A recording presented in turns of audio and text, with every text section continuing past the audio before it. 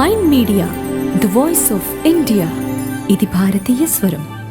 Welcome to mind media, the voice of India. Welcome to సమకాలీన విశ్లేషణ with Ramana Muppala. ఈ షోలో మేము బెంగాల్ ఎలక్షన్స్ గురించి మాట్లాడబోతున్నాము. నేను మీ హోస్ట్ భాను, మనతో పాటు రమణ గారు ఉన్నారు. నమస్తే రమణ గారు. నమస్కారం అండి. నమస్తే రమణ గారు. మిస్ అయ్యాము ఒక 2 రోజులు. సో ఈరోజు మిమ్మల్ని బెంగాల్ ఎలక్షన్స్ గురించి మాట్లాడదామని చాలా ప్రశ్నలతో వచ్చాను. Interesting topic, very interesting topic. First and foremost అంటే 2-3 ఈ టాపిక్స్, బెంగాల్ ఎలక్షన్స్ యొక్క ప్రిపరేషన్స్ ఎందుకు ఇంత అంటే మన భద్రతా విషయంగా ఎక్కువ ఉన్నాయి, తర్వాత మైనారిటీ ఓట్లు ఎలా బెంగాల్లో వెళ్ళబోతున్నాయి, తర్వాత టీఎంసీ నుంచి చాలా మంది వెళ్ళి బీజేపీలో జాయిన్ అవుతున్నారు, దానివల్ల ఏమన్నా మార్పులు రాబోతున్నాయా, చివరిగా కాంగ్రెస్ ఎక్కడ ఉంటుంది ఈ మొత్తం స్కీమ్లో అన్నది, దాంతో మొదలు పెడదాం. ఫస్ట్ ఎలక్షన్స్ వచ్చేసేసి ఈ మంత్ ఎండింగ్ లో మార్చి 27వ తారీఖు నుంచి మొదలవుతున్నాయి. అవునండి, 8 phases లో చేస్తున్నారు. మార్చి ఏప్రిల్ అంటే అసలు అది ఏప్రిల్ 29 నెల రోజుల పాటు ఎలక్షన్స్ నడుస్తున్నాయి, విచ్ ఈజ్ వెరీ నేనైతే ఎప్పుడు ఇంత చూడలేదు. మరి ఎప్పుడు ఇది రికార్డో తెలియదు, మనం అంత ఫాలో కావట్లేదు. కానీ మామూలుగా 2-3 ఫేజులు ఉంటాయి. ఏం కాదులేండి, అదేం కాదు.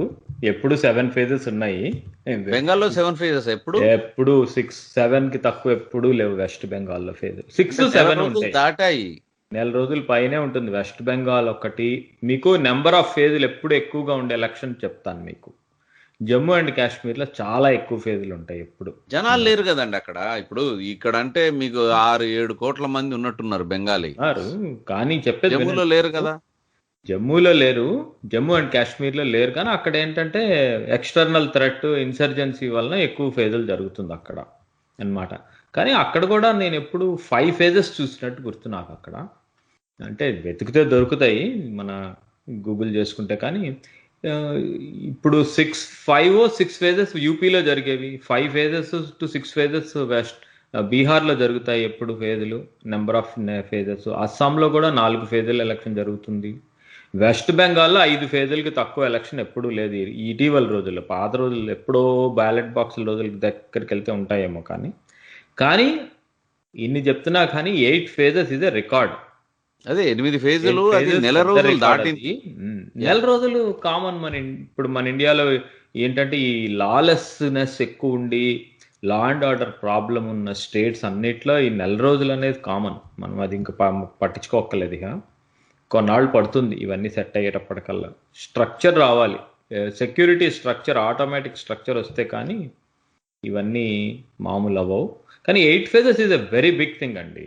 ఓకే, చాలా పెద్దది అది. ఎందుకు అంటే ఇది ఇంకోటి కూడా ఉంది, 8 phases ఒక్కటే చూడకూడదు మీరు, దాంతో పాటు ఏం చేశారో చూడాలి.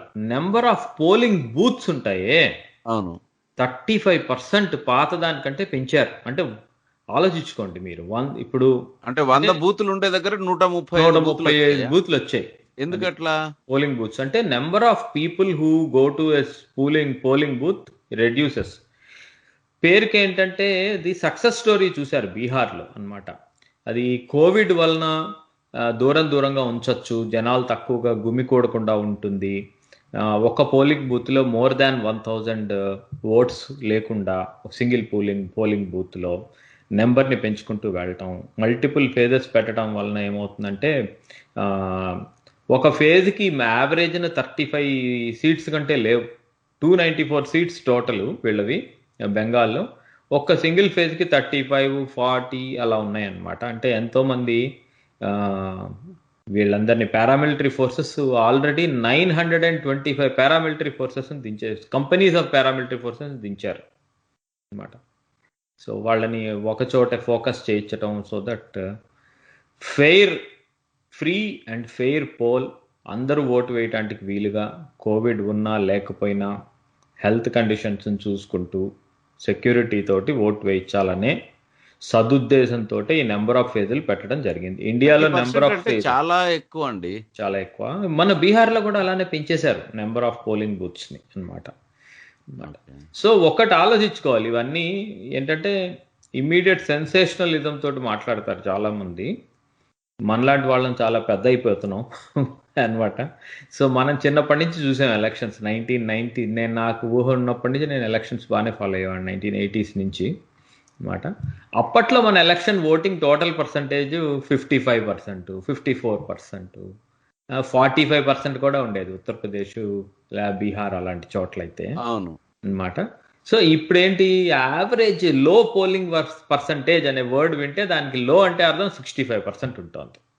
అంటే ఏంటంటే మన ప్రజాస్వామ్యంలో ప్రతి ఒక్కళ్ళు పాల్గొనటానికి అత్యంత వీలుని క్రియేట్ చేయగలిగింది ఎలక్షన్ కమిషన్.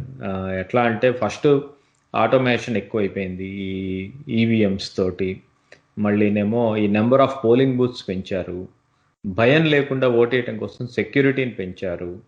వాటిలన్నిటినీ సమకూర్చడం కోసం ఆ మెటీరియల్ని, మళ్ళీ ఆ లాజిస్టిక్స్ అన్నిటిని సమకూర్చడం కోసం అని చెప్పి నెంబర్ ఆఫ్ ఫేజెస్ పెంచారు. రిమోట్ ఏరియాస్లో ఇంకా రోడ్లు, పల్లెటూర్లు అవన్నీ ఇంకా డెవలప్ అవ్వని ప్లేసుల్లో పెట్టారు. ప్లస్ ఇప్పుడు ఏంటంటే కొత్త ఇది నెంబర్ ఆఫ్ పోలింగ్ బూత్స్ని పెంచుతున్నారు. అంటే ఇంటి దగ్గరికే పోలింగ్ బూత్ ఆల్మోస్ట్ వచ్చేస్తుంది మన ఇంటికి అన్నమాట. ఎంత దగ్గరగా వచ్చేస్తున్నాయి. మనం అంటే నెంబర్ పెరిగిందంటే ఏంటి, చిన్న ఏరియాకి ఒక పోలింగ్ బూత్ ఉంటుంది. ప్రతి 1000 మంది నడవాల్సిన అవసరం ఉండదు. అది 1000 మందికి ప్రతి 1000 మందికి ఒక పోలింగ్, 1000 ఓట్లకి ఒక పోలింగ్ బూత్ ఉంటుంది. అదొకటి. ఇంకోటి ఏం జరిగిందంటే ఈ సెక్యూరిటీ పెంచడం కోసం కొత్త టెక్నాలజీ. ఎలా అంటే ప్రతి పోలింగ్ బూత్లోనూ ఇవన్నీ పెట్టారు, కెమెరాలు, సీసీటీవీలు ఇవన్నీ పెట్టారు. ఇంకోటి కూడా యాడ్ చేశారు ఈసారి అయితే వెస్ట్ బెంగాల్లో. Women polling booths, men polling booths different.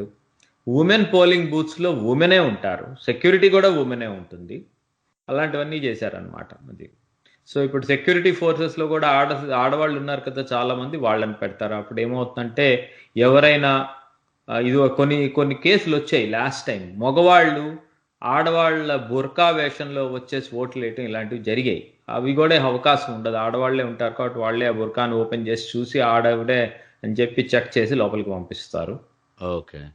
ఇట్లా కొన్ని పాత లెసన్స్ లెర్న్డ్ అంటామే మనం, ఆ టైప్లో పాత రోజుల్లో జరిగినవన్నీ చూసుకుని వాళ్ళు ర్యాండమ్ వివిపిటీలు,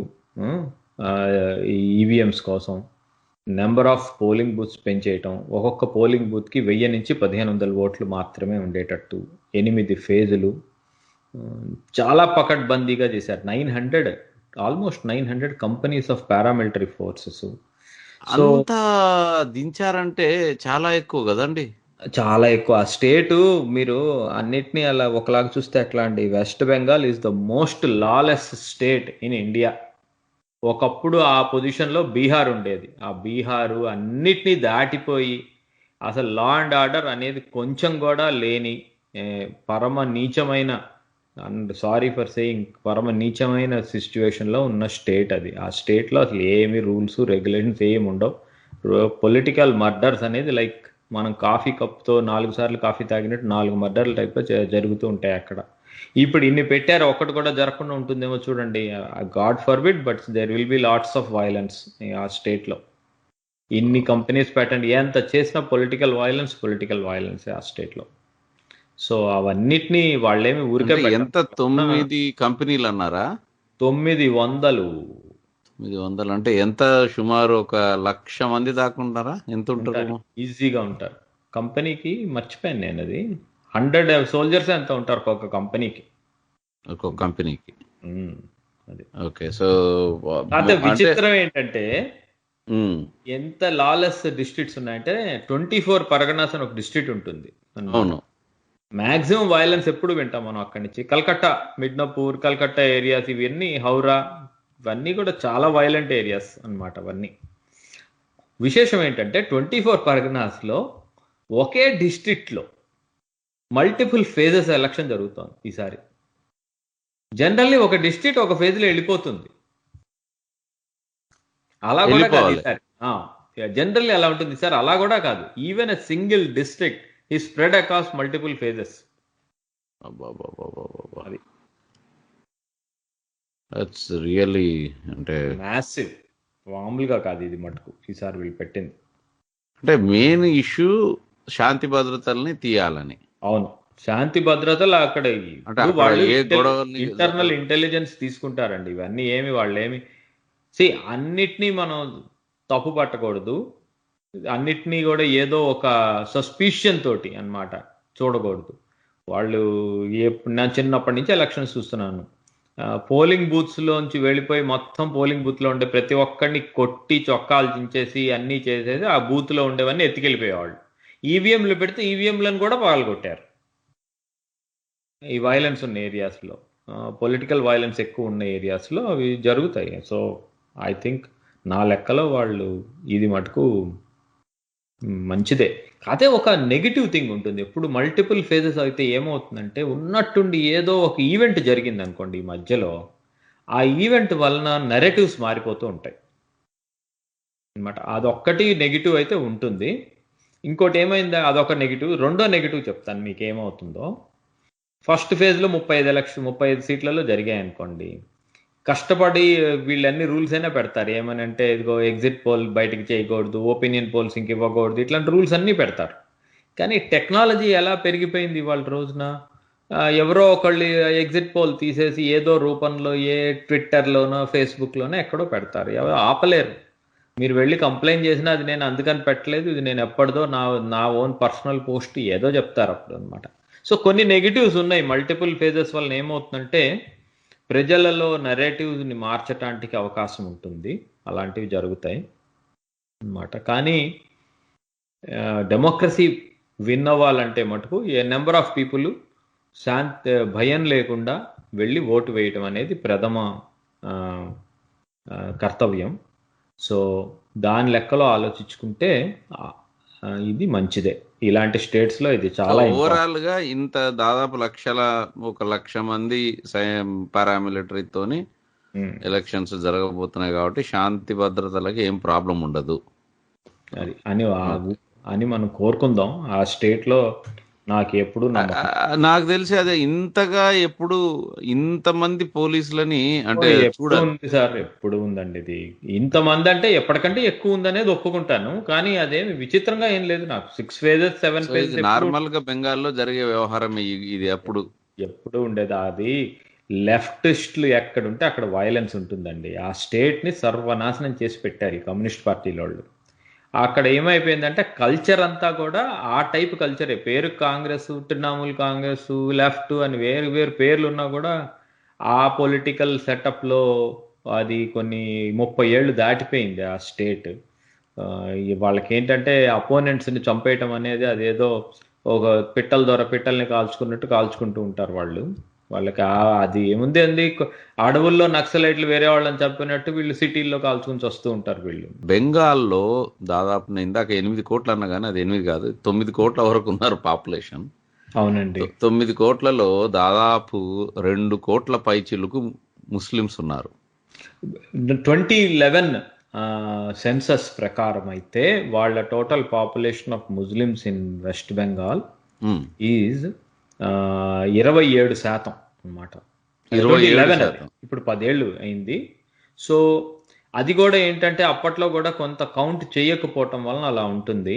ఎందుకంటే చాలా మంది బంగ్లాదేశ్ నుంచి వచ్చిన వాళ్ళకి అక్కడ ఓటు హక్కు ఉంది. వాళ్ళని సరిగ్గా కౌంట్ చేయకపోవటం, సెన్సస్ లో కౌంట్ చేయకపోవటం, ఎన్నికల్లో కౌంట్ చేయటం ఇలాంటివి ఉన్నాయి. సో 27 అప్పుడు ఉంది. ఇప్పుడు 30% గ్యారంటీగా ఉంటుంది. అంటే దాదాపు 30 అంటే 10 మందిలో ముగ్గురులో ఒకరు ముస్లిం ఓటర్. అది ఇంకోటి ఏంటంటే ఒక 4 డిస్ట్రిక్ట్లు ఉన్నాయి అన్నమాట. ముషీరాబాద్ అని, మాల్డా అని, మళ్ళీనేమో ఉత్తర్ దైనాపూర్ అని, కూచ్ బీహార్ ఒకటి, జల్పాయిగురి అని ఇవి ఉన్నాయన్నమాట. ఈ డిస్ట్రిక్ట్స్లో అయితే యాక్చువల్లీ చాలా కాన్స్టిట్యుయెన్సీస్లో ముస్లిమ్స్ ఆర్ మోర్ దాన్ 50% ఉంటారు అన్నమాట కాన్స్టిట్యుయెన్సీస్లోనే. అసలు ఓవరాల్గా ఈ డిస్ట్రిక్ట్లో కొన్ని డిస్ట్రిక్ట్స్ ఉన్నాయండి, నాకు సరిగ్గా గుర్తులేదు కానీ అక్కడ 50% కంటే ముస్లిమ్స్ ఎక్కువ ఉంటారు అన్నమాట. ముషీరాబాద్ 35 నుంచి 65 ముర్షిదాబాద్లో అన్నమాట. అలానే మీకు అంత ఎక్కువ లేకపోయినా అప్ టు 20 నుంచి 30% మధ్యలో మనం చాలా సార్లు గొడవల్లో విన్నాం. అవును, మాల్డా, ముషీరాబాద్ ఇవన్నీ గొడవలు ఎక్కువ మాల్దాలో ఉంటాయి. చాలా గొడవలు విన్నాము. ఉమ్, ఓకే. సో అది ఐ మీన్ మీరు మీరు చెప్పింది అల్ కరెక్టే. మీరు అది ఉత్తర్ దినాజ్పూర్, మాల్దా, ఉమ్, ముర్షిదాబాద్ ఈ మూడిట్లలో ఇంకోటి బీర్భూమ్ అవును. అండ్ ఈవెన్ డార్జిలింగ్ లో కూడా ఎక్కువే ఉంటారు మీకు. డిస్ట్రిక్ట్ వైజ్ చూసుకుంటే డార్జిలింగ్ లో ఏంటంటే ఆ పైన ఒక వేరే పార్ట్ ఉంది కానీ ఉన్నారు. అంటే డార్జిలింగ్ ఇప్పుడు చాలా ఉన్న ఉంటారు. దాంట్లో తక్కువ ఉంది. అవును. ఇవి మీరు చెప్పినవి మీ అవి టాప్. నేను చూస్తున్నాను ఈ నంబర్లు.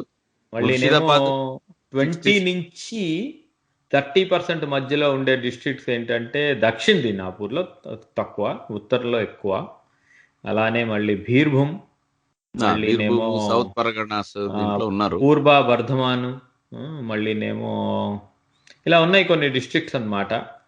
ఇంకోటి అంటే హూగ్లీ, మన కలకత్తా పక్కనే ఉండే హూగ్లీలో, ఆ, సో హౌరాలో, వీటిల్లో కూడా ఉంటారు. కానీ వాటిల్లో ఆ, ఇంకా 50% మార్జిన్కి వెళ్ళలేదు, 30% కంటే ఉన్నారు. ఇంకా మిగతా చోట కూడా ఉంటారు, కానీ అప్ టు 5 to 15% ఉంటారు. ఎనీవే, ఓవరాల్గా చెప్పాలంటే ముస్లిం మైనారిటీ పాపులేషన్ కీ ఎలక్టరేట్ అన్నమాట. చాలా ఇంపార్టెంట్ ఎలక్టరేట్ ఈ వెస్ట్ బెంగాల్లో. ముస్లిం ఓటింగ్, ఇస్లామిక్ ఓటింగ్, ట్రెడిషనల్ గా వీళ్ళు వాళ్ళ వాళ్ళు డిసైడ్ చేసే సీట్లు చాలా ఉన్నాయి ఇక్కడ అన్నమాట. జనరల్ గా వీరిది ఓటింగ్ ఎక్కడికి పోతుంది? టీఎంసీకే వెళ్తుంది అంటారు, రైట్? జనరల్లీ టీఎంసీనే. కాతే ఈసారి కొంచెం వాళ్ళది ఏంటంటే ఇప్పటికీ కూడా ఒకటి ఉంది ముస్లిమ్స్ది. ఎన్ని జరగనివ్వండి, ఏదైనా చెప్పండి, at the end of the day BJP అంటే అది ముస్లిమ్స్ కి వ్యతిరేక పార్టీ. మన డెఫినేషన్స్ లోకి వెళ్ళొద్దు, మనం ఎలక్షన్స్ లో ఉన్నాం ఇవాళ రోజున. సో దాన్ని ఓడించటానికి ఎవరు బాగా ఓడించగలుగుతారో వాళ్ళకి టాక్టికల్ గా ఓట్లు వేయాలి అని Muslims generally, minority Muslims general గా ఇండియాలో దానికి తగ్గట్టుగా వాళ్ళు వ్యూహంలో ఉంటారు అన్నమాట. ఓకే. కానీ అది ఎప్పుడంటే వాళ్ళు 10% లేకపోతే 15% వాళ్ళది అనుకోండి, అప్పుడు ఈ టాక్టికల్ ఓటింగ్ అనేది కుదురుతుంది. ఎందుకని ఇప్పుడు హిందువులందరూ ఎట్లా మొత్తం కలిపి ఊకమ్మడిగా ఒకటే పార్టీకి పార్టీకి వెయ్యరు. వెయ్యరు. సో ఆ పాత ఫ్యాక్టర్స్ ఉన్నాయి కదా, మనం మోస్ట్ గా చెప్పుకునేది కామ్ ఫ్యాక్టర్ అని ఒకటి చెప్పుకుంటారు, KHAM, క్షత్రియాస్, హరిజన్స్, ముస్లిమ్స్, ఆదివాసీస్ అని. అందులో ఏంటంటే మన ఇండియాలో ఎలా తయారు చేశారంటే కాంగ్రెస్ పార్టీ వాళ్ళు ఒక 2 క్యాస్ట్లు హిందూస్ లో తీసుకుని మిగతా వాళ్ళందరినీ క్యాస్ట్ బేస్డ్ ఈక్వేషన్స్ ఒక 2 క్యాస్ట్ని చీల్చి మిగతా వాళ్ళందరినీ పట్టించుకోకుండా ముస్లిమ్స్ ఏమో ఫుల్ గా వాళ్ళ చేతిలో పెట్టుకుని ఓట్లు వేయించుకోవటం. అదొక మోడల్ తయారు చేశారు, ఓట్ బ్యాంక్ లాగా అన్నమాట. ఇది నా ఓట్లు అన్నట్టు. అది కుదురుతుంది. ఎప్పటి వరకు కుదురుతుంది అంటే వీళ్ళు ఒక థ్రెషోల్డ్ పర్సంటేజ్ దాటనంత మటు కుదురుతుంది. ఇప్పుడు ఒక సీట్ లో 50% ముస్లిమ్స్ ఉంటారు ఇప్పుడు ఈ వెస్ట్ బెంగాల్ లాంటి స్టేట్ లో అన్నమాట. ఎందుకు అలా? వాళ్ళకేం భయం ఏముంటుంది, నేనే గెలవాలనుకుంటారు వాళ్ళు. They can call the shots. అంటే ఇప్పుడు టీఎంసీకే ఎందుకు వేయాలి, నా ఓన్ పార్టీకి నేను వేసుకుంటాను, ఎందుకు వేయకూడదు? తర్వాత డీల్ చేసుకోవచ్చు. ఒకవేళ ఎవరైనా ఫాల్స్, ఇప్పుడు కోయిలిషన్ లోకి వెళ్ళినప్పుడు పోస్ట్ పోల్ తీసుకోవచ్చు. ఇప్పుడు మరి మన అంటే ట్రెడిషనల్ గా దీన్ని మనము మన బ్యాక్ టు మన క్వశ్చన్ ఏంటంటే 27% ఉన్నటువంటి ముస్లిం పాపులేషన్ తృణమూల్ కాంగ్రెస్ కి వేస్తారు. ఓవైసీ గారు వెళ్తున్నారు కదా అక్కడికి. ఇప్పుడు నేను చెప్తాను మీకు, ఇది మంచి క్వశ్చన్. ఇప్పుడు అలా కాదు. Muslims first of all let's come to the proper. మీరు అన్నది కరెక్ట్, టీఎంసీకి వేయాలి. ఎందుకంటే టీఎంసీ ఇప్పుడు ఓవరాల్ ఎలక్షన్ ఎవరి మధ్య ఉంది, టీఎంసీ వర్సెస్ బీజేపీ ఆ స్టేట్ ఇప్పుడు ప్రస్తుతం అన్నమాట. BJP is the key factor అయిపోయింది ఆ స్టేట్ లో. ఈవెన్ మీరు నమ్మండి నమ్మకపోని పార్లమెంట్ మీరు ముందే చెప్పారు కాదు, మీరు ముందు చెప్పడం ఈ షోలో నేను చివర్లో అడుగుదాం అనుకున్నా. అసలు చివర్లో అడిగితే కుదరదు అది, ఎందుకంటే మీరు ముస్లిమ్స్ అడిగినప్పుడు అది లేకుండా కుదరదు. అన్నమాట. మీరు సో ముస్లిమ్స్ ఎవరికి వేస్తారు అని చెప్పి బీజేపీ గురించి మాట్లాడద్దంటే ఎట్లా కుదురుతుంది? Okay, alright. అక్కడ ఉన్న ఎలక్షన్ బీజేపీ వర్సెస్ టీఎంసీ. అది మిగిలిన అన్ని సైడ్ యాక్టర్లు అనమాట, సైడ్ మిగతా ప్లేయర్స్. మిగతా వాళ్ళంతా సినిమాలు. ఆటగా ఆడుకోండి ప్రస్తుతం. ఓకే. కానీ చాలా కీ థింగ్ ఒకటి ఉంది, అది మర్చిపోకూడదు. అందుకనే నేను తీసుకొచ్చాను బీజేపీ సంగతి అన్నమాట. నేను ఇప్పుడే చెప్పాను మీకు, ముస్లిమ్స్ అనేది ఒక పర్సంటేజ్ వరకు అయితే మనం చెప్పిన పాత ఫార్ములాలన్నీ వర్క్ అవుతాయి. వాళ్లే ఆల్రెడీ 40%, 50%, 60% ఉన్న సీట్లు ఉన్నాయి అక్కడ, చాలా సీట్లు. అలాంటి చోట వాళ్ళు నేను టీఎంసీకి ఎందుకు వేయాలనుకుంటారు? అక్కడ ఏమైందంటే ఒక పార్టీ వచ్చింది కొత్తది, ప్యూర్ ముస్లిం పార్టీ అన్నమాట.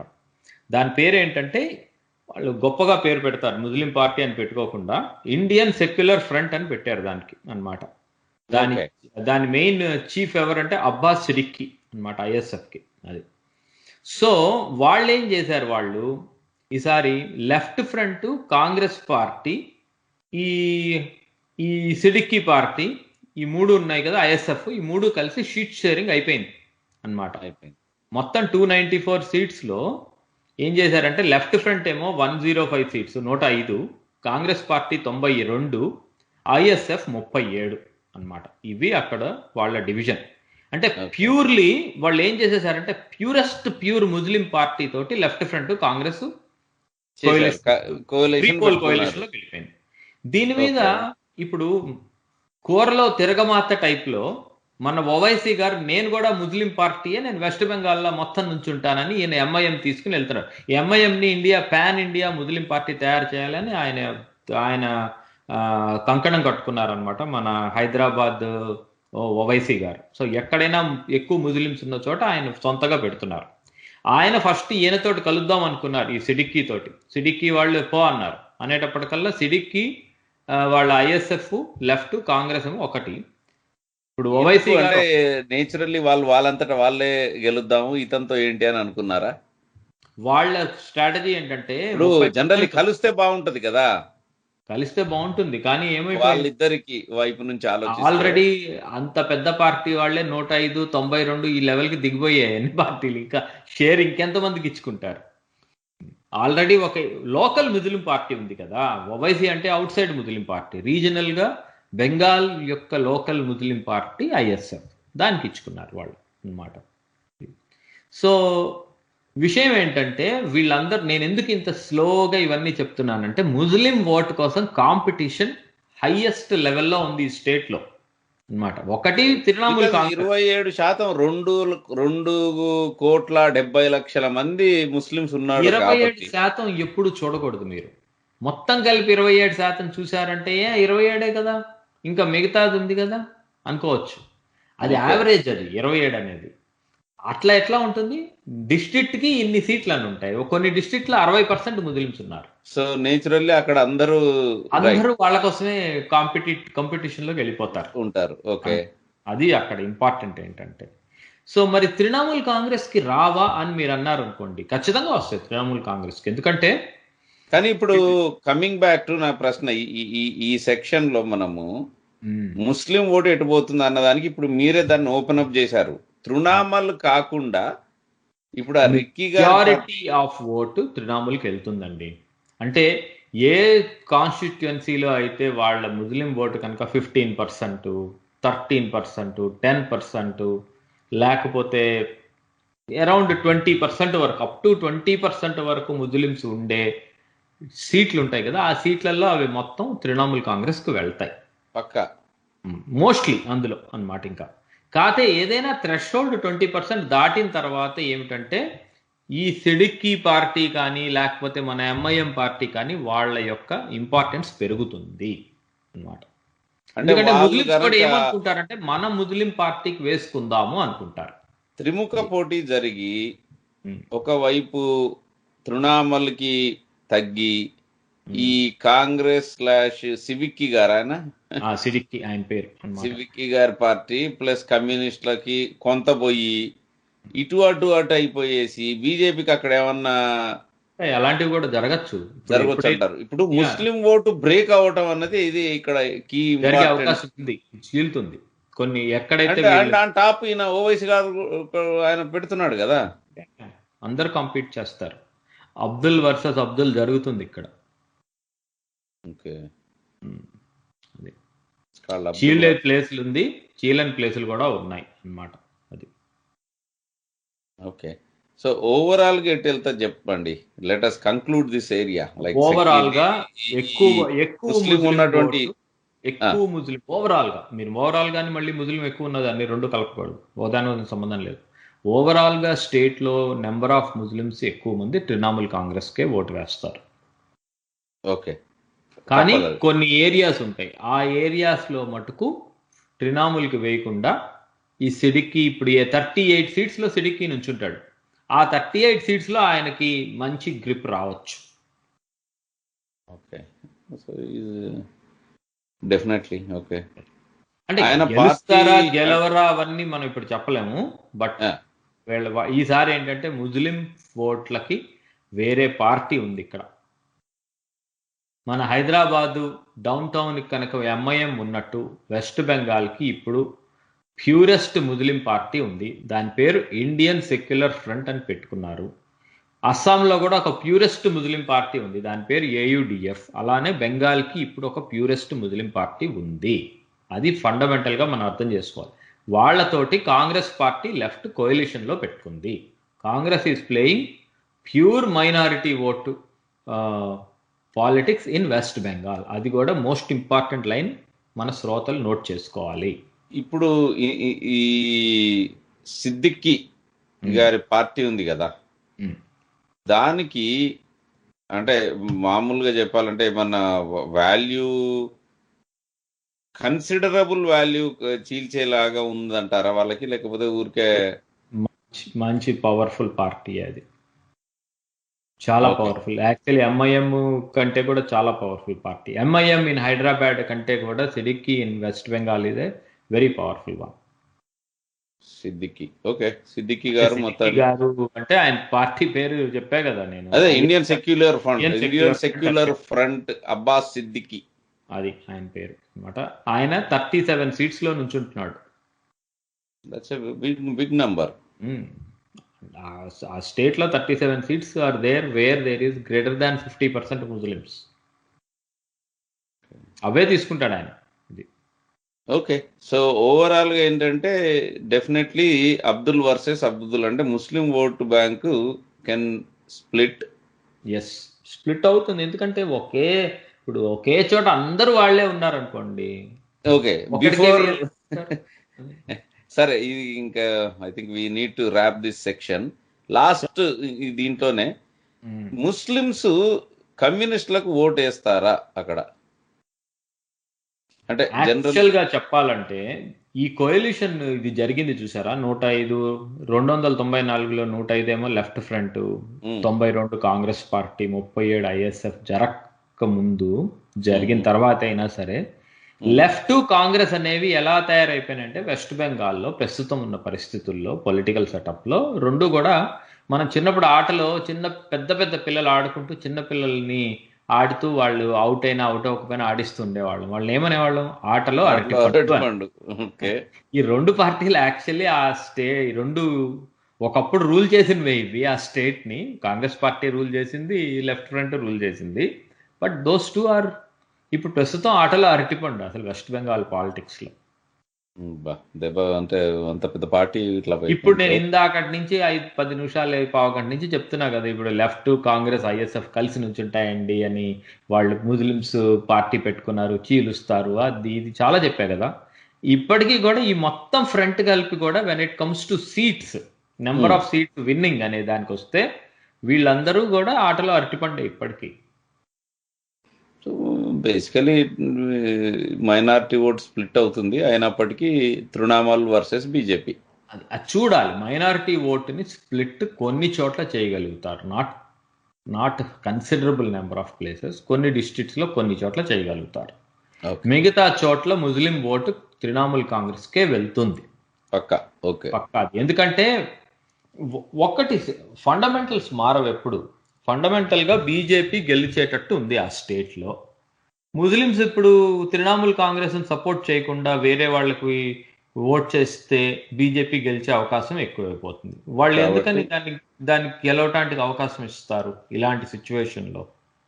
ఓకే. ఇప్పుడున్న సిచ్యువేషన్స్ లో ఇది save our souls kind of a situation from A Muslim psychological perspective. వాళ్ళ ముస్లిం సైక్ అంటారు అనమాట. దాని పర్స్పెక్టివ్ లో కొన్ని చోట్ల వేస్తారు ఇప్పుడు ఈ సిడిక్కి గారికి. ఎందుకంటే ఇప్పుడు ఆ సీట్స్ కొన్ని ఉన్నాయి, 30-40 సీట్లు ఉన్నాయి. ఎక్కడ 50% కంటే ఎక్కువ ఉంది ముస్లిమ్స్. అందరం కలిసి మనోడికి వేసుకుంటే మనోడికి గెలిపించుకోవచ్చు. ఆ రీజనల్ సబ్ రిలీజియస్ ఫీలింగ్స్ తోటి అక్కడ ఫీలింగ్స్ రావచ్చు. వాళ్ళు గెలుస్తారు.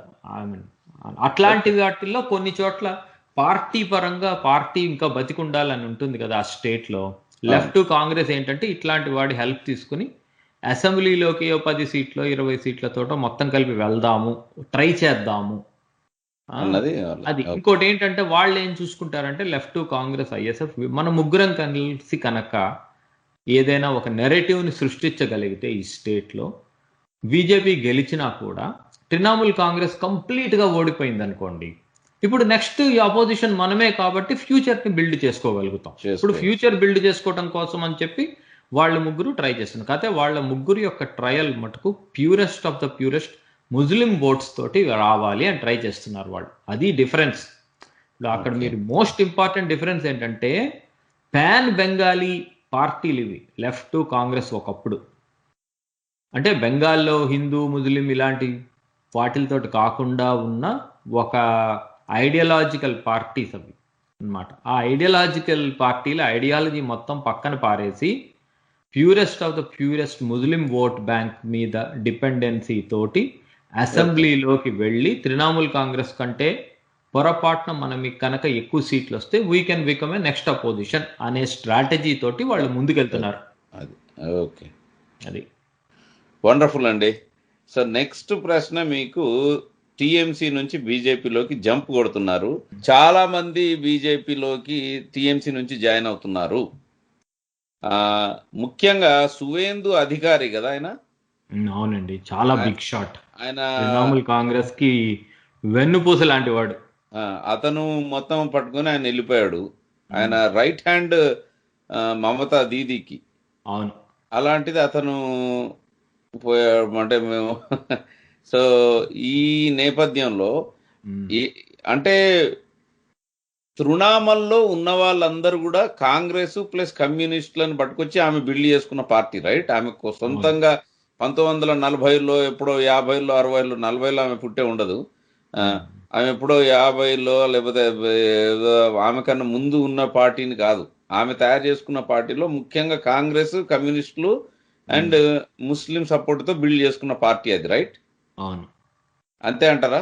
అంతే. మరి దాంట్లోంచి ఇతను వెళ్ళిపోతే ఇంపాక్ట్ ఎంతమందిని ఆయన తీసుకెళ్ళగలుగుతాడు? చాలా ఇంపార్టెంట్ క్వశ్చన్ అడిగారు, కానీ దీనికి ముందు కొంచెం అర్థం చేసుకోవాలి వెస్ట్ బెంగాల్ని అన్నమాట.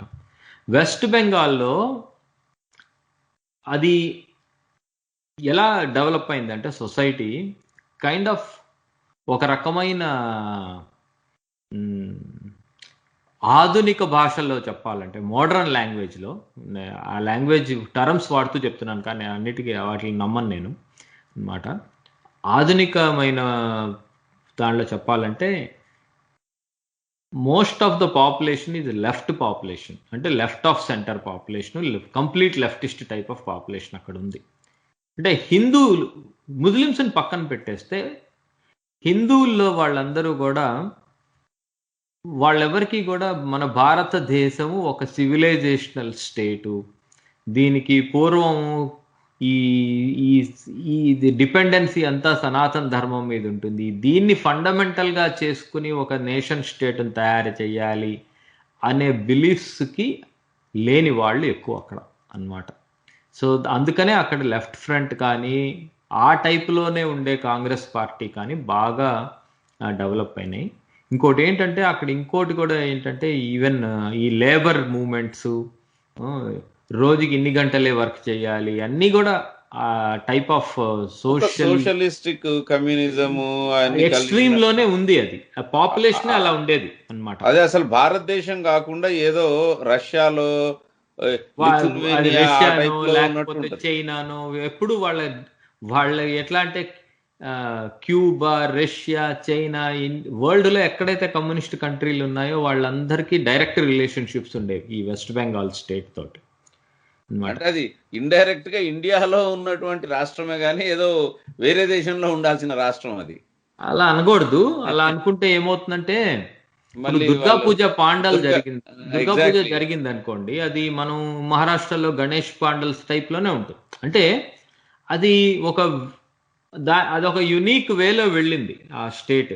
ఇప్పుడు మనం కనుక సనాతన ధర్మము, హిందూయిజము, Hindu as a political Hinduism మాట్లాడితే వాళ్ళందరూ వచ్చి చిఫా అంటారు మనని అన్నమాట. అనేవాళ్ళు, నేను అసలు ఇప్పటి సంగతి రాలేదు ఇంకా, అనేవాళ్ళు అన్నమాట. కానీ మళ్ళీ పూజ ఈ పూజ అనేది వచ్చేటప్పటికల్లా అది నా పర్సనల్ ఇంట్లో చేసుకుంటాను అంతే, అది అంతమడికే.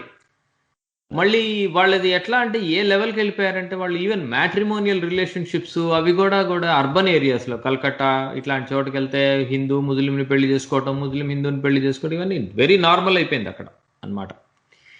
ఈ నేపథ్యంలో ఏం జరిగిందంటే ముస్లిమ్స్ మాత్రమే ఉండాలి అనే ఒక కంట్రీ ఉంది ఆ పక్కనే, Bangladesh, which is their own. Once upon A time అదంతా బెంగాల్, వెస్ట్ బెంగాల్, బంగ్లాదేశ్ అని తయారైనాయి. వీళ్ళు ఈ రెండు పార్టీలు వాళ్ళు, ఈ కాంగ్రెస్ పార్టీను మళ్ళీనేమో ఈ ఎక్కువ రోజులు రూల్ చేసిన లెఫ్ట్ ఫ్రంట్, కాంపిటేటివ్ పాలిటిక్స్ కోసం అని చెప్పి ఎలక్టోరల్ గా గెలవటం కోసం ఆ బంగ్లాదేశ్ లో ఉండే వాళ్ళందరినీ తీసుకొచ్చి ఇక్కడ కూర్చోబెట్టి వాళ్ళకే తోటి ఓట్లు ఇచ్చేసుకోవటం, వాళ్ళకే రేషన్ కార్డులు ఇవ్వటం, అట్లా ఇల్లీగల్ బంగ్లాదేశీస్ ని వెస్ట్ బెంగాల్లో ఈజీగా మెర్జ్ అయిపోతారు. At the end of the day skin, population, భాష అన్ని ఒకటే కదా అది. సో కలిసిపోతారు, వాళ్ళని తెచ్చేయటం, ఓట్లు వేయించుకోవడం చేశారు. కానీ ఇట్లా వెళ్తూ వెళ్తూ వెళ్తూ ఉండగా ఏమైపోయిందంటే ఆ స్టేట్లో నెంబర్ ఆఫ్ ముస్లిమ్స్ పెరిగిపోయారు వెస్ట్ బెంగాల్లో.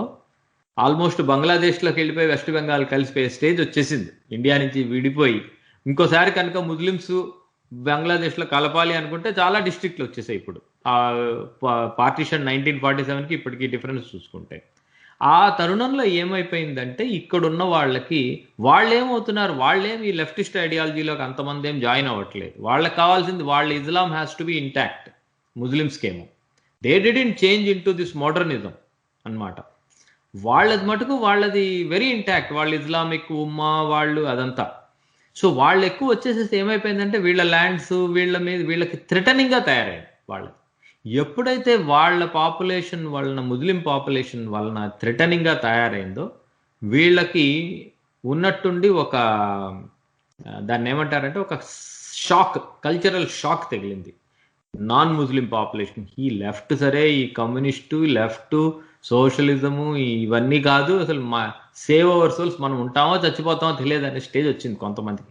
ఎందుకంటే రాడికల్ ఇస్లాం చాలా ఎక్కువ వచ్చేసింది లోపలికి అన్నమాట. సో ఎప్పుడైతే ఈ రాడికల్ ఇస్లాం వచ్చేసిన డిస్ట్రిక్ట్స్, ఆ గొడవలు ఎక్కువైపోయినాయో, ఒక self awareness, what are we're Bengalis, what is our fundamental culture, మనం ఏమిటి అనే ఒక సెల్ఫ్ అదేదో అంటారా క్విజ్ క్వశ్చన్ టైప్ లో తయారు చేసుకుని ప్రతి ఒక్కళ్ళు వాళ్ళ ఐడెంటిటీ ఒకటి, మన ఉనికి ఉండదు, మన ఐడెంటిటీ ఉండదు, మనకి రేపొద్దున బంగ్లాదేశ్కి ఏమీ తేడా ఉండదు. ఇక బంగ్లాదేశ్ అనేది ఫారం అయింది ఎందుకు, మేము బెంగాలీస్ అయినా సరే మేము ముస్లిమ్స్ అని ఫారం అయింది. అది లేకపోతే అసలు బంగ్లాదేశ్ ఎందుకు ఉండాలి వేరే దేశం కింద? సింగిల్ రీజన్ బంగ్లాదేశ్ వేరే దేశం ఉండటానికి కారణం బెంగాలీ ముస్లిమ్స్,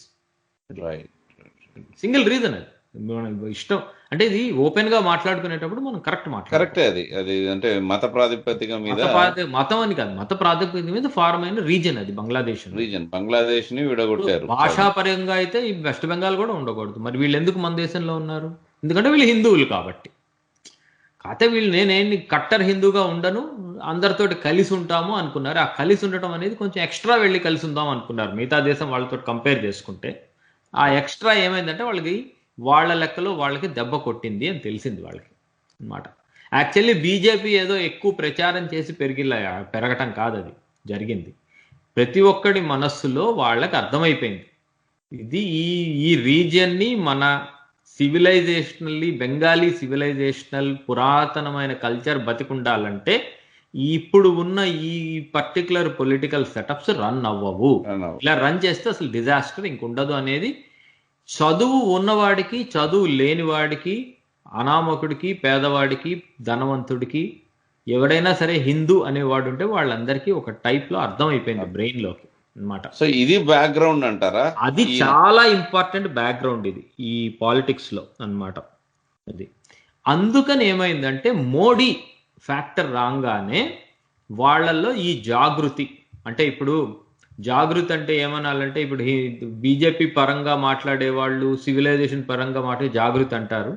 ఇష్టం లేని వాళ్ళు దీన్ని మతోద్వేషం అంటారు. కానీ మతోద్వేషం కాదు ఇది. వాళ్ళ ఎస్పెషల్లీ బెంగాల్ ఎందుకు మారుతుంది? ఇప్పుడు చాలా మంది ఆలోచించుకోవాల్సింది ఏంటంటే మతోద్వేషము లేకపోతే కమ్యూనలిజం వర్డ్స్ వాడతారు. ఇండియాలో ఏ స్టేట్కైనా అది మీరు ఆ పెయింట్ వేయగలుగుతారు, కానీ బెంగాల్ స్టేట్కి వేయలేరు. వాళ్ళు ఫోర్ ఫ్రంట్ దానికి అగెన్స్ట్గా ఉన్నది. సెక్యులరిజం, మనం ఇప్పుడు ప్రాక్టీస్ చేస్తున్న సోకాల్డ్ సెక్యులరిజం ఉంది, దానికి హయ్యెస్ట్ ఫామ్ ఫ్రంట్లో ఉన్నవాళ్ళు వెస్ట్ బెంగాల్ వాళ్ళు. అలాంటి వాళ్ళు ఇవాళ రోజున ఏమనుకుంటున్నారంటే ఇది ఇక కుదరదు అని అనుకుంటున్నారు. అందుకనే 42లో 20 సీట్లు వచ్చాయి. 2019లో కూడా బీజేపీకి 42 పార్లమెంటరీ సీట్స్లో 20 సీట్లు వచ్చేసాయి. అంటే 50% మార్క్ అసలు యాక్చువల్లీ పార్లమెంట్ సీట్లలోనే వచ్చేసాయి వాళ్ళకి. సో ఈ తరుణంలో ఇప్పుడు మీరు అడిగిన క్వశ్చన్కి చెప్పాలంటే ఏమవుతుందంటే విండ్ ఎక్కడైతే విన్ ఉందో అటు సైడ్కి జంప్ జరగటం అనేది సర్వసామాన్యం ఏ స్టేట్లో అయినా సరే. మన స్టేట్లో కూడా టీడీపీ ఓడిపోతుందని కానీ అందరు వెళ్ళిపోయి వైకాపాలో చేరిపోయారు. మన తెలంగాణకు వచ్చామనుకోండి, కాంగ్రెస్ లేదు, బీజేపీ లేదు, ఎవరు లేరు, కేసీఆర్ గెలుస్తున్నారంటే అందరూ అటు వెళ్ళిపోయారు, పొలోమని వెళ్ళిపోయారు. నేషనల్ లెవెల్లో చూసుకుంటే ఇప్పుడు మాధవరావు సింధియా కొడుకు అయిన జ్యోతిరాదిత్య సింధియా కూడా ఇవాళ కాంగ్రెస్ లో ఉన్నాడు. ఆయన వచ్చి కాంగ్రెస్ నుంచి బీజేపీలోకి వచ్చాడు. కాంగ్రెస్ నుంచి బీజేపీకి వచ్చాడు ఆయన. ఇలాంటి తరుణంలో ఇవన్నిటి బ్యాక్గ్రౌండ్ తోటి పెట్టుకుని మీరు అక్కడ జరుగుతున్న సోషల్ చేంజ్, పొలిటికల్ చేంజ్ కంటే ఇది సోషల్ చేంజ్ అంటాను. సో అది మెయిన్ రీజన్ అదనమాట. ఈ మమతా గారి కింద ఉన్న సువేందు అధికారి చాలా మంది ఏమంటారంటే మమతాకి యారగెన్స్ పెరిగింది, మమతా రూల్ పాడైపోయింది. అసలు యారగెన్స్ పెరగడానికి రూల్ పాడవటానికి అసలు రూల్ ఎప్పుడైనా ఉంటే కదా అక్కడ ఆ స్టేట్ లో. ఆ స్టేట్ ఇదే అనార్కీ స్టేట్. లెఫ్ట్ ఫ్రంట్ ఉండనివ్వండి లేకపోతే తృణమూల్ ఇవ్వండి, వాళ్ళందరూ ఏంటంటే ఒక టైప్ ఆఫ్ స్టేట్ని డెవలప్ చేయాలని అసలు ఏమీ చేయలేదు వాళ్ళు. ఆ డెవలప్మెంట్ లేకపోయినా పర్వాలేదు అనుకున్నట్టే ఉన్నారు అక్కడ ప్రజలు కూడా. ఆ ప్రజలు రాజులు అందరూ ఒకటే అంతే, ఓకే అక్కడ. అవును, వాళ్ళేం పెద్ద కమ్యూనిజం లా కాకుండా ఏదో సోషలిస్ట్ గవర్నమెంట్ సాలరీస్ తీసుకోవటము, రిటైర్ అవటము, చాయ్ తాగుతూ కబుర్లు చెప్పడం లాగా ఉంటది. అది ఒక type of culture, social culture లో వెళ్ళిపోయింది ఆ స్టేట్ ఇన్నాళ్ళు అన్నమాట. ఆ లెక్కలో చూసుకున్నా కూడా తుప్పు పట్టిపోయింది అది. ఇప్పుడు అట్లా చూసుకున్నా కూడా నెక్స్ట్ ఏమిటి, జనాభా పెరిగింది, వేర్ ఈజ్ డెవలప్మెంట్ అనేది, ఆ డెవలప్మెంట్కి ఏం చెయ్యాలి అన్నీ ఏంటంటే క్రోనీ క్యాపిటల్ టైప్లో కొన్ని పాకెట్స్ డెవలప్ చేశారు అక్కడ కూడా. కలకత్తా చుట్టూరా కొన్ని న్యూ కలకత్తా ఏరియాస్ ఉంటాయి, చూడటానికి చాలా బాగుంటాయి. ఆ పాత కలకత్తాలోకి వెళ్తేనేమో ఆ బ్రిడ్జ్ వేయాలంటే ఇళ్ల మించి బ్రిడ్జ్ వేస్తారు, బ్రిడ్జ్ కుడితే ఇళ్ళని కూలిపోతాయి, ఆ టైప్లో ఉంటాయి పాతదంతా. అసలు ఇండియాలో ఉండే మెట్రో సిటీల్లో అత్యంత కంపు దరిద్రమైన సిటీ ఏంటంటే కలకత్తా. అంతకంటే చెత్త సిటీ ఇంకోటి కనపడదు కూడా మీకు. It's a rotten state. ఇప్పుడు మోడర్న్ వేస్లో చెప్పుకోవాలంటే ఇట్స్ ఎ రాటన్ స్టేట్ అది మటుకు. అట్లాంటి రాటన్ స్టేట్లో జనాభా బ్రెయిన్స్లో కూడా this is not going to work, ఇంక ఇది పని చెయ్యదు అని రావటమే కాకుండా వాళ్ళకి పొంచి ఉన్న ఫ్యూచర్, అసలు ఈ స్టేట్ ఉంటుందా లేకపోతే ఇదే బంగ్లాదేశ్లో కలిసిపోతుందా అనే స్టేజ్ వచ్చిన తర్వాత ఇలా కుదరదు, ఏమైనా మార్చాలి అనే ప్రజల్లోకి అది వచ్చేసింది. అంటే ఏంటంటే ప్రజల్లో ఒక టైప్ ఆఫ్ వేవ్ లాంటిది వచ్చేసింది. ఇలా వేవ్ వచ్చినప్పుడు మరి పొలిటీషియన్స్ వీళ్ళందరూ ట్రై చేస్తూ జంప్ చేస్తూ ఉంటారు. కాకపోతే Sudhendu jumping is a very big thing. Sudhendu jumping అంటే ప్యారలలిజంలో చెప్పాలంటే ఇప్పుడు మోడీ అమిత్ షా అంటే ఏమనుకుంటాం మనం, సేమ్ ఇద్దరు అనుకుంటాం. అమిత్ షా వెళ్ళి కాంగ్రెస్ పార్టీలో చేరితే ఏమవుతుంది, అయిపోయింది బీజేపీ అంటాం మనం, రైట్? అలాంటి సిచ్యువేషన్ ఇది. సుధేందు వెళ్ళి వేరే ఆయన బీజేపీలో జాయిన్ అవటం అంటే టిఎంసీ నుంచి. సో ఇప్పుడు పొలిటికల్లీ చెప్పాలంటే నా ప్రెడిక్షన్ మీకు చెప్పాను లాస్ట్ టైం, బీజేపీ విన్ 180 నుంచి 200 సీట్ల మధ్యలో గెలుస్తుంది అనేది నా ప్రెడిక్షన్ అన్నమాట. సో అలా ఉన్నప్పుడు మరి ఏం జరుగుతుంది, అటు సైడ్ వాళ్ళందరూ వాళ్ళు బ్యాగ్స్ సర్దుకుని ఇల్లు వదిలేసి మారుతున్నారు. బీజేపీ వాళ్ళు జాగ్రత్త పడాలి, ఎంతమందిని చేర్చుకోవచ్చు, ఎంతమందిని చేర్చుకుంటే తర్వాత లైబిలిటీ అవుతుంది అనేది వాళ్ళ బాధ. అది వాళ్ళు చేర్చుకుంటాను అంటే 50% తృణమూల్ వెళ్ళి బీజేపీలో చేరుతుంది. ఓకే, ఆశ్చర్యపోక్కలేదు 50% వెళ్ళిపోయి సో జాయిన్ అయిపోయిన. బాటమ్ లైన్ ఏంటంటే వాళ్ళు ఒక మా మనుగడ మా ఫ్యూచర్ కోసము ఇంకా పెద్ద పార్టీలో దూరాలని దూరుతున్నారు అనమాట వీళ్ళంతా. ఆకులు ఓకే. అదేదో అంటారు చూడండి, చేతులు కాలిన తర్వాత ఆకులు పట్టుకుంటారని. ఆ, చేతులన్నీ కాలిపోయినాయి వెస్ట్ బెంగాల్లో ఉండే బెంగాలీ హిందూ పాపులేషన్ కి. సో ఇప్పుడు వాళ్ళకి రియలైజేషన్ లేదు. అంటే నేను హిందూ ముస్లిం అనే ఉద్దేశంతో కాదు, ఈ హిందువులందరూనేమో కమ్యూనిస్టు, సోషలిజము, గ్లోబలిజము, నాయిజము, నీయిజం అనుకుంటూ కూర్చున్నారు. అదే స్టేట్ లో వాళ్ళ భాష మాట్లాడే ముస్లిమ్స్ వీళ్ళలాగా అనుకోలేదు. నేను ముస్లింని మాత్రమే, Mecca, Medina and my Islamism, I belong Islam. వాళ్ళకిను వేరే స్టేట్ లో ఉండే ముస్లిమ్స్ కి ఏమీ డిఫరెన్స్ లేదు. వాళ్ళేమో దాన్ని అట్లా పెంచుకుంటూ వెళ్ళారు, వీళ్ళేమో ఇట్లా తగ్గించుకుంటూ వెళ్ళారు. సో చిన్నగా ఎక్కడి దాకా వచ్చిందంటే కొన్ని డిస్ట్రిక్ట్స్ లో అసలు వాళ్ళ ల్యాండ్స్ అన్ని వాళ్ళ చేతుల్లో ఉంటాయి, వాళ్ళ గుండా వాళ్ళ కబ్జా చేతుల్లో ఉంటాయి, పోలీస్ ఫోర్సుల్లో వాళ్ళ చేతులే. ఆ, చాలా చాలా అరాచకాలు ఉన్నాయి అక్కడ అన్నమాట. అవన్నీ అందుకని షోలో కూడా చెప్పుకోలేనంత అరాచకాలు జరుగుతుంటాయి. అరాచకాలు ఉన్నాయి. Right. అదే ఏదో అంటారు చూడండి, తన ఇంట్లో దాకా వచ్చేదాకా తనకి తెలియదని. తెలీదన్న అది ఆ జరుగుతుంది. టైప్ లో ఏం జరిగిందంటే అందరు నా దాకా రాలేదు అనుకున్నారు వాళ్ళు. రైట్. ఇవన్నీ సోషలిజం ఇవన్నీ ప్రాపగేట్ చేసుకున్నారు ఎవరికి వాళ్ళు. బెంగాల్ అంటే ఇప్పుడు అది వచ్చింది. వాళ్ళు చెప్పుకున్నట్టు. ఇప్పుడు ఏమైందంటే ఇంట్లోకి వచ్చేసింది, అది ఆ రాచకం ఇంటి లోపలికి వచ్చేసింది వాళ్ళకి. ఇప్పుడు రియలైజేషన్ వచ్చి ఎవరిని మన సేవ్ చేస్తారు అంటే వాళ్ళకి ఈ మోడీ, అమిత్ షా ఇమేజరీలో ఉండే బీజేపీనే మన సేవ్ చేస్తుంది అని వాళ్ళకి ఒక ఇమేజ్ పడిపోయింది అన్నమాట. అందుకని ఇప్పుడు ఏంటంటే క్లోజ్డ్ ఐస్ వాళ్ళవి. ఇప్పుడు ఇంకా వెనక ముందు ఆలోచించట్లేదా, పెట్రోల్ పెరిగిందని మీరు చెప్పండి, లేకపోతే అవన్నీ అది యాప్ అవన్నీ నాకేం తెలియదు, నా ఇల్లు కూలిపోయింది అనుకుంటున్నారు. వెళ్ళి ఇప్పుడు రేపొద్దున కళ్ళు మూసుకుని అక్కడ ఎక్కడ కమలం దొరికితే అక్కడ గుద్దేస్తారు వీళ్ళంతా. Okay, so let's conclude. అంటే దే వాంట్ వీళ్ళందరూ ఫ్యూచర్ కి ఆలోచించి వెళ్తున్నారు అది. సో నెక్స్ట్ మనకి చివరి సెగ్మెంట్ ఏంటంటే, I think we're almost out of time. Quick break తీసుకొని ఒక 5 minutes లో మీరు అది ర్యాపప్ చేయండి. తప్పకుండా. మన కమ్యూనిస్టు మిత్రులు, కాంగ్రెస్ మిత్రుల పరిస్థితి ఏంటి? కాంగ్రెస్, కమ్యూనిస్టు అండ్ సిద్దికి గారి ఇండియన్ సెక్యులర్ ఫ్రంట్, వీళ్ళ పరిస్థితి ఏంటి అసలు ఓవరాల్ గా చెప్పండి. ఏమన్నా కొన్ని అంటే ఒక 50-60 సీట్లు అన్న వస్తాయా చెప్పండి. 294 సీట్లు అండి. 294లో ఒక 60 వస్తాయంటారా? వాళ్ళకి 60 వస్తే ఇంకా తృణమూల్కి 30 వస్తాయా? ఎందుకంటే 200 వరకు బీజేపీ వచ్చేస్తుంది. 180 తీసేసేయండి 290లోంచి. 180 తీసేస్తే ఇంకెన్ని ఉన్నాయి? ఓ 110 ఉన్నాయి. ఈ 110లో ఎంత లేదనుకున్నా తృణమూల్కి ఓ 75-80 వస్తాయి. ఆ మిగతావన్నీ మిగతా వాళ్ళకి వెళ్తాయి. సో అంటే మరి దట్ మీన్స్ అదేం తక్కువగా, అంటే పెద్ద ఫోర్సే. మరి మీరు మళ్ళీ ఒకవైపు ఏం 30 మంది, రెండు పెద్ద పార్టీలు. ఇప్పుడు ఒకప్పుడు బెంగాల్ ఓన్లీ కమ్యూనిస్టులు అంటే కంప్లీట్ వాళ్ళు బెంగాల్ని ఏలిన వాళ్ళు. అవును, వాళ్ళు కాంగ్రెస్ సిడికి కలిపి. కాంగ్రెస్ ఇప్పుడు సిద్దికి గారిది ఉంది అండి. కాంగ్రెస్ వాళ్ళు ఏలటం అంటే మళ్ళీ మీరు ఎప్పుడో సిద్ధార్థ శంకర్ రే గారి దగ్గరికి వెళ్ళాలి. గత 30 ఏళ్లుగా చూసుకుంటే కాంగ్రెస్ లేదు అక్కడ. లేదు, ఒక 5 సీట్లు ఎన్నో వస్తాయి ఒక కాంగ్రెస్ కి. లెఫ్ట్ ఫ్రంట్ కి ఒక 15 ఎన్నో వస్తాయి. ఈ సిడికి ఒక 15 రావచ్చు, ఓ 35 అలా రావచ్చు వాళ్ళు మొత్తం కలిపి. ఓన్లీ 35 అంటారా? అంతకుమించి ఎక్కడ అసలు సీట్లు లేవు అక్కడ. ఇప్పుడు 180 బీజేపీకి వెళ్ళిపోయినాయి అనుకోండి, 294. ఇంక మిగిలింది 100 కదా ఉంది. ఓ 110 ఉంటాయి. 110లో వీళ్ళకి ఆవిడకి ఎట్లేదన్నా తృణమూల్ కాంగ్రెస్ కి 75-80 వచ్చేస్తాయి. ఇంకా మిగిలినవి అసలు 25-30 సీట్లు ఉంటాయి మొత్తం కలిపి. కానీ 294లో సో మీరు మళ్ళీ అంటే మీరు మీ 180 బీజేపీకి అన్నది మీరు తగ్గట్లేదు.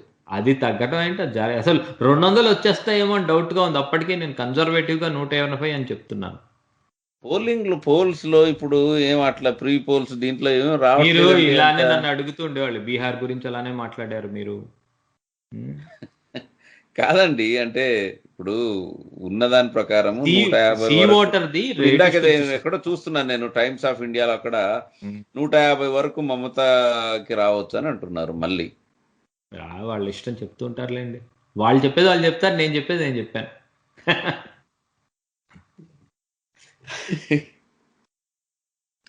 మనం ఇలానే మాట్లాడుకున్నాం.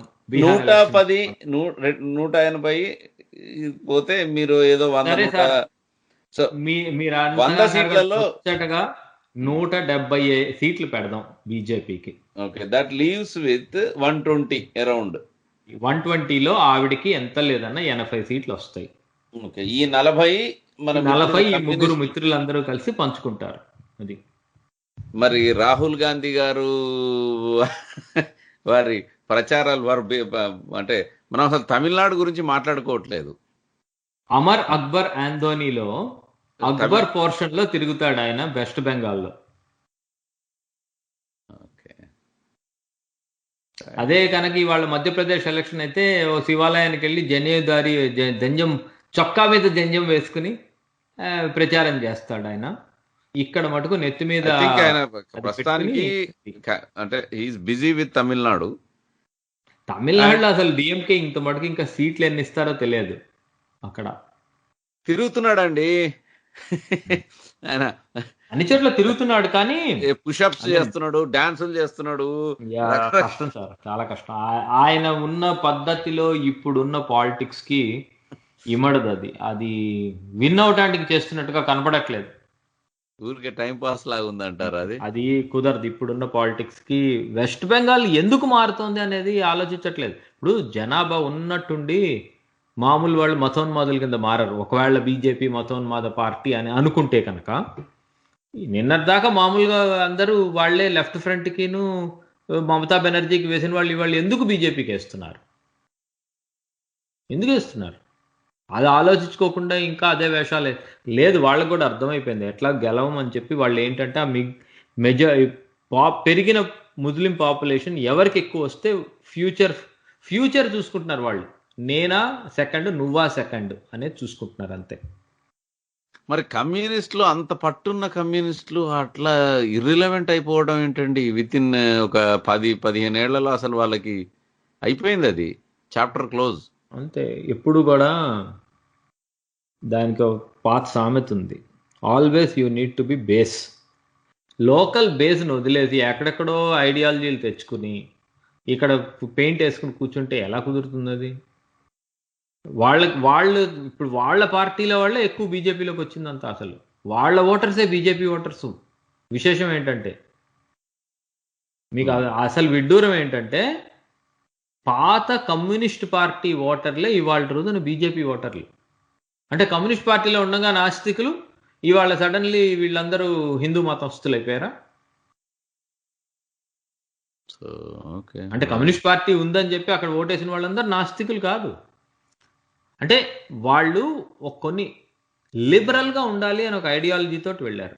లిబరల్ అంటే అర్థం ఏంటి? నా ఇల్లు మొత్తం పోయే అంత మటుకు వచ్చే లిబరల్ కాదు. వాళ్ళది ఏంటంటే ప్రస్తుతం వాళ్ళు ఓటు ఎందుకు వేస్తున్నారంటే they are threatened by security, identity, ఈ రెండు దే ఆర్ థ్రెటెండ్. సో అందుకని వేస్తున్నారు. సో ఓవరాల్గా వీళ్ళకి 3వ స్థానంలో ఉంటారు అండ్ పెద్ద ఓట్లేం రాకపోవచ్చు అంటారు. మూడో స్థానం అనేది గివెన్ అండి. Voting election is between BJP and Trinamool Congress. Even BJP సరిగ్గా చేయకుండా మళ్ళీ తృణమూల్ కాంగ్రెస్ గెలిచినా సెకండ్ వచ్చేది బీజేపీనే. సో వీళ్ళు అటు ఇటు తిరిగి 3వ స్థానం తిరిగినా వాళ్ళకి వచ్చేది వాళ్ళది మాక్సిమం 40 సీట్. వీళ్ళందరూ కలిసి 40 సీట్ కింద ఫిక్స్ చేశారా? అక్కడ ఉన్నది straight contest mostly between Trinamool Congress and BJP. వీళ్ళిద్దరి మధ్య ఉండటం ఎలక్షన్. ఆ ర్యాలీ చూడండి, హిస్టారిక్ ర్యాలీ. ఇప్పుడు మోడీ గారు కూడా అన్ని చోట్ల ర్యాలీలు చేస్తూ ఉంటారు. ఒకే ర్యాలీకి 13 లక్షల మంది వచ్చారు, సింగిల్ ర్యాలీలో జనాభా. కోవిడ్ టైమ్స్లో కూడా పట్టించుకోకుండా. ఇప్పుడు జనాల్ని లారీల్లో తీసుకురావటాలు ఇవన్నీ మనకు తెలుసు, కానీ 13 లక్షల మందిని తేలేరు. 13 లక్షల మంది అంటే పెద్ద నెంబర్. అది చాలా పెద్ద నెంబర్. అది మన జరిగిన కలకత్తా ర్యాలీ మోడీ గారిది చాలా పెద్ద నెంబర్ అది. So okay, alright. అంటే నేను మీ నుంచి వీళ్ళు ఏమన్నా కొంచెం రివైవల్ అవుతారేమో అని ఎక్స్పెక్ట్ చేశాను. మీరు ఆ మాట ఏం చెప్పాలా. అసలు మీరు వాళ్ళు 3వ స్థానంలో 30 సీట్లకు అన్నట్టు దాన్ని క్లోజ్ డౌన్ చేసి పడేశారు వాళ్ళ చాప్టర్. రెండు లైన్స్ ఎలా చెప్తానండి? ఆటలు అరటిపండు రివైవల్ కలిపి ఒకే లైన్ లో. రివైవల్ అంటే 30 కాకుండా ఒక 60-70 అని వాళ్ళ 60-70 వస్తే తృణమూల్ కాంగ్రెస్ ఉండదు ఇంకా. అదే నేను చూస్తుంది ఏంటంటే త్రినామల్ కన్నా ఎక్కువ రాగలుగుతారా? తృణమూల్ కంటే ఎక్కువ వీళ్ళు రావడం జరగటం అంటే ఏం జరుగుతుందో చెప్తాను మీకు. మీరు చెప్పేది జరగాలంటే బీజేపీ 220 సీట్లకు వెళ్తుంది. ఓకే, అప్పుడు వీళ్ళు సెకండ్ వచ్చి తృణమూల్ కాంగ్రెస్ వైపౌట్ అవుతుంది. మరి అసలు okay, alright, we will see. మీరు చెప్పిన నంబర్లు అయితే ఇప్పుడు నా దగ్గర ఉన్నాయి అవి. సో నెంబరు 180 నుంచి 200. అది కాదు, వీళ్ళకి కూడా 30 అన్నారు. వీళ్ళకి 30-40 నుంచి 80% రాదు. ఒకవేళ తృణమూల్ కాంగ్రెస్ మళ్ళీ గెలిచినా వీళ్ళకి అంతకంటే రాదు. వీళ్ళకి అది కూడా నేను ఐ మీన్ ఇంకేముంది, ఇంకో నెల రోజులు కష్టం. ఇట్లాగే ఇంకొక తర్వాత మనం తమిళనాడు గురించి చేద్దాం. వస్తుందండి ఎలక్షన్ అయ్యేటప్పుడు మే ఎండ్ 8 ఎండ్ అవుతుంది. అయితే ఎంత దారుణం అంటే ఫేజ్కి 35 సీట్లు ఉంటాయి. బాబా చాలా ఇది ఉన్నట్టుంది. చాలా ఓకే, సో వండర్ఫుల్ రమణ గారు. యాజ్ ఆల్వేస్ మనము నెక్స్ట్ తమిళనాడు గురించి మనం అసలు ఏం మాట్లాడుకోవట్లేదు. మాట్లాడదాం. తమిళనాడు చాలా రసవత్తరంగా దాంట్లో భలే మార్పులు చేర్పులు. అక్కడ కూడా ఒక అప్సెట్ జరగబోతోంది. పాండిచేరి అని ఒక చిన్న యూనియన్ టెరిటరీ ఉంది అక్కడ. ఈసారి అది కూడా next one of the new states for BJP అవ్వచ్చు. వండర్ఫుల్. అది దాని గురించి కూడా మాట్లాడదాము. అంటే I mean we have to cover. తమిళనాడుని పెద్ద కవర్ చేయలేదు మనం అందుకని. ఆల్ రైట్, ధన్యవాదాలు. శ్రోతలకి మా షో యూట్యూబ్లో it comes as a YouTube video but listening ఉంది. మా మైండ్ మీడియా పేజ్లోకి వెళ్తే లెఫ్ట్ సైడ్ మీకు షోలు కనపడతాయి. షోలో సమకాలీన విశ్లేషణ సెలెక్ట్ చేసుకుంటే షో యొక్క పాడ్కాస్ట్ ఉంటుంది. So you can always listen that at your free time. ధన్యవాదాలు. వచ్చే వారం కలుద్దాం రమణ గారు. థ్యాంక్ యూ అండి. నమస్కారం. Mind Media, the voice of India. Mind Media, the voice of India. Mind media the voice of India. ఇది భారతీయ స్వరం.